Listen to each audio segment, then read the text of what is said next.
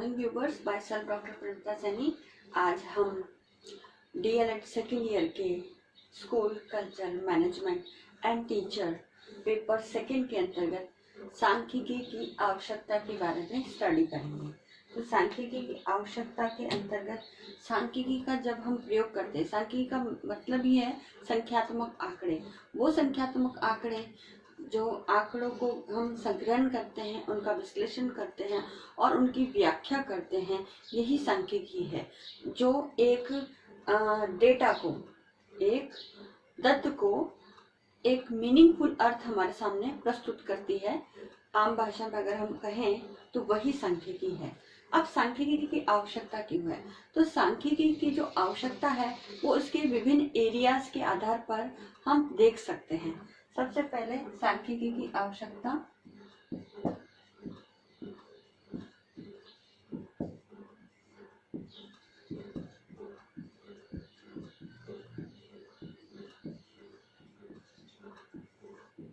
तो सांख्यिकी की आवश्यकता है कि हमारे जो आर्थिक समस्याएं हैं,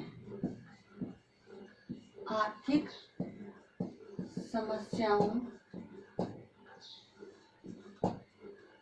के समाधान हेतु हमारे देश की जो भी समस्याएं हैं, चाहे जनगणना से संबंधित अगर माने या हम हमारे अर्थव्यवस्था से संबंधित है, हमारे कृषि है, उद्योगों से जुड़ी हुई समस्याएं हैं, कृषि है, बैंकिंग है, ये सारी जो समस्याएं हैं इन क्षेत्रों से संबंधित, उन समस्याओं का समाधान हम बिना सांख्यिकी विधियों के प्रयोग के बिना नहीं कर सकते। दूसरी इसकी आवश्यकता है नियोजन के क्षेत्र में।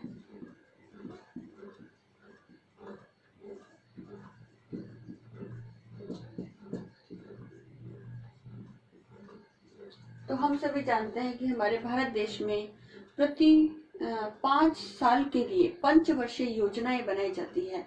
तो जो प्लानिंग होती है, उस प्लानिंग के अंदर भी हमारी जो सांख्यिकी है वो हेल्प करती है, ताकि उस सांख्यिकी के आधार पर हम आगामी हमारे देश की राष्ट्रीय विकास के या आर्थिक विकास को सुचारू रूप से बनाए रखने के लिए और उसमें प्रगति और विकास करने के लिए हम पूर्व में हमारी जो उपलब्धि हुई है उसको गुणात्मक रूप से किस प्रकार से नई प्लानिंग के साथ प्रस्तुत करें, ताकि जो हमारी कमियां रही है पिछली प्लानिंग की, उनमें सुधार हो सके या उनकी कमियों का समाधान हम कर सके।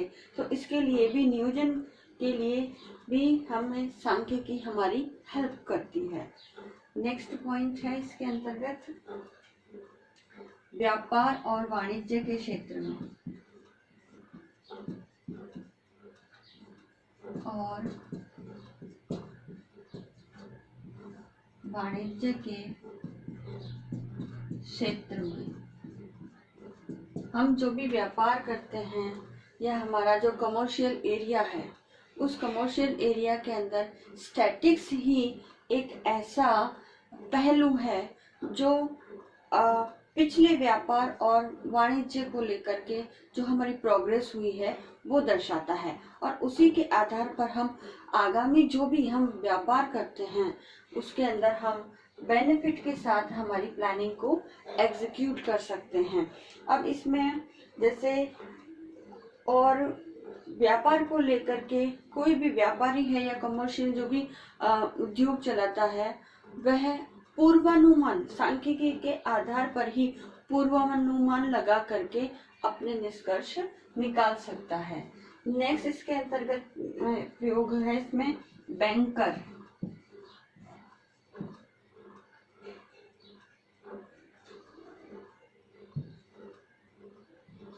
बैंकर, दलाल, बीमा कंपनियां,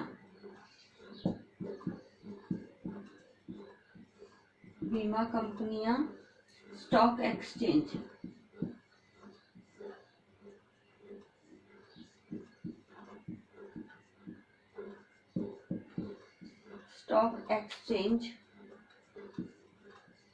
व्यावसायिक प्रबंधन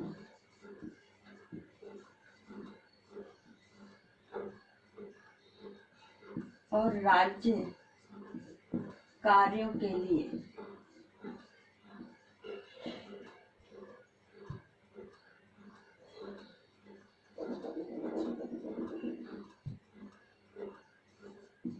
आदि में सांख्यिकी की बहुत ही इम्पोर्टेंट रोल है। यानी हमारे जो बैंकिंग एरिया है, हमारे जो दलाल है, जो बिचौलिया काम करते हैं, एजेंट जिसे हम कह सकते हैं, फिर बीमा कंपनियां हैं, स्टॉक एक्सचेंज है, हमारा शेयर मार्केट है, व्यावसायिक मैनेजमेंट है, और हमारे स्टेट के जो भी वर्क्स होते हैं उन सभी वर्क्स के अंदर सांख्यिकी हमारी हेल्प करती है आगे उस काम को एग्जीक्यूट करने में, उसकी प्लानिंग करने में, उसका मूल्यांकन करने में, उससे संबंधित आने वाली समस्याओं का समाधान करने में हमारी सांख्यिकी हमारी बहुत ही मदद करती है। और उसी के आधार पर जो आगामी जो भी कार्य है वो सही दिशा निर्देश प्रदान करने का कार्य भी हमारी स्टैटिस्टिक्स करती है। नेक्स्ट इसके अंदर किसी निष्कर्ष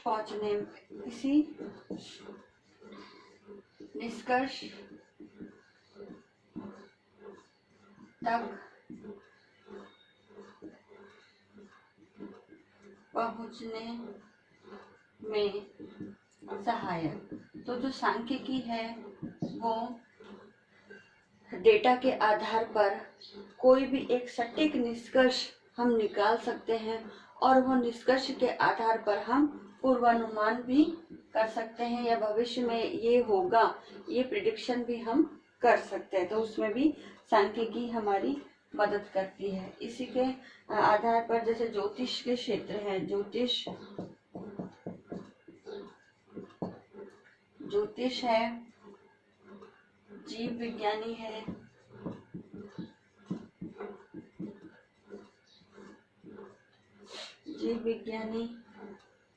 ऋतु विज्ञानी,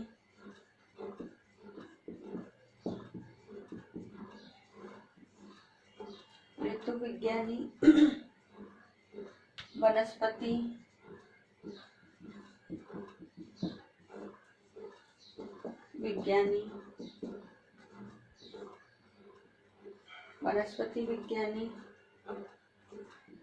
प्राणीविद,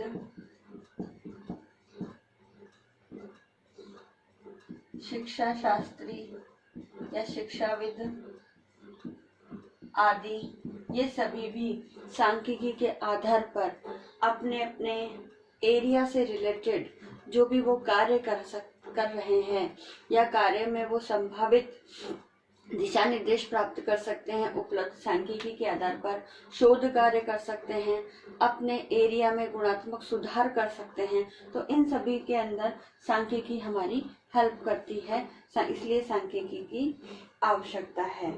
साथ ही इसके अंतर्गत शैक्षिक उद्देश्यों की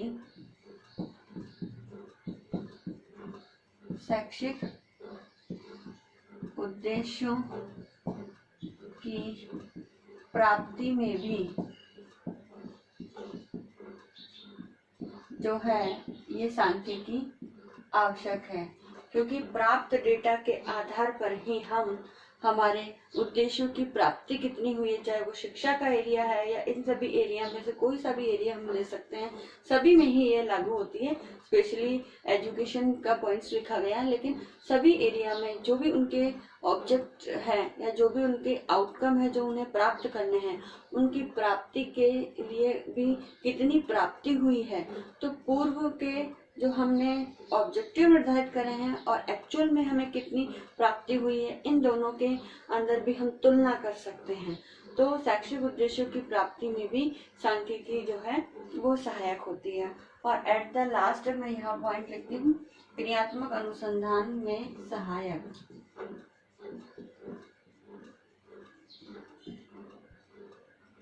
क्रियात्मक अनुसंधान में सहायक। तो जो सांख्यिकी है वो एक्शन रिसर्च, एक लघु स्तर का रिसर्च है, अनुसंधान है।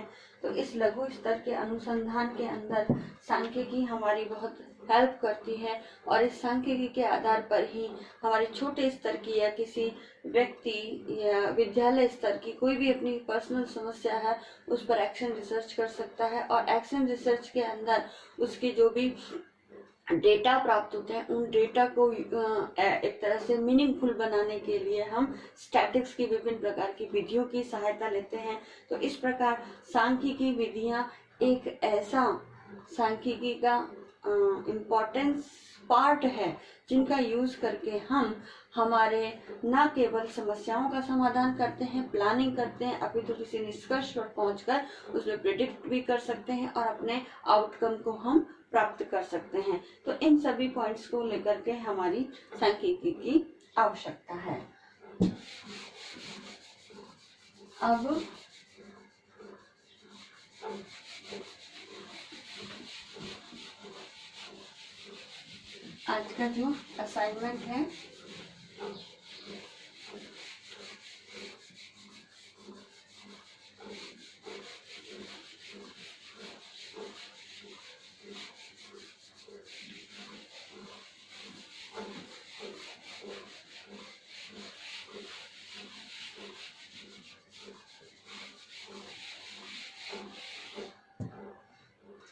अब आज का जो असाइनमेंट है इस असाइनमेंट में एक क्वेश्चन दिया जा रहा है आप लोगों को सांख्यिकी की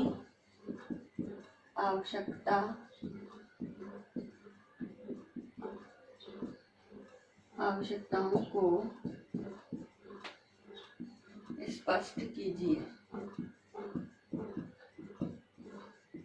तो इसका आपको आंसर लिखना है।